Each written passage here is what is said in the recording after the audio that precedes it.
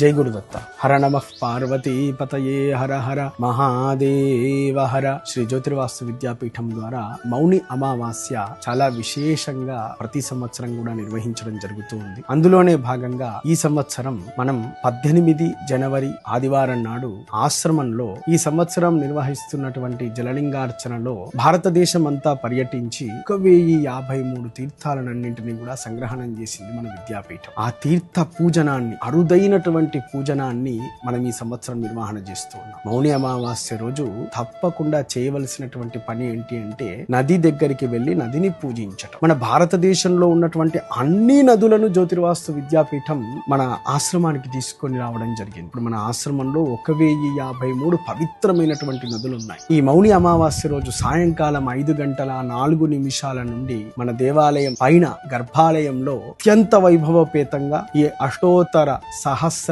నదీ తీర్థ పూజనోత్సవాన్ని వైభవంగా నిర్వహిస్తుంది మన విద్యాపీఠం. ఆ రోజు అమావాస్య సందర్భంగా భస్మాభిషేకంతో పాటు జరిగేటువంటి ఈ మహోత్సవానికి ప్రతి ఒక్కరూ విచ్చేసి 1008 నదిలలో స్నానం చేసినటువంటి ఫలితాన్ని పొందవలసిందిగా ఆహ్వానిస్తూ ఆశీర్వదిస్తూ జై గురుదత్త. జై జై గురుదత్త.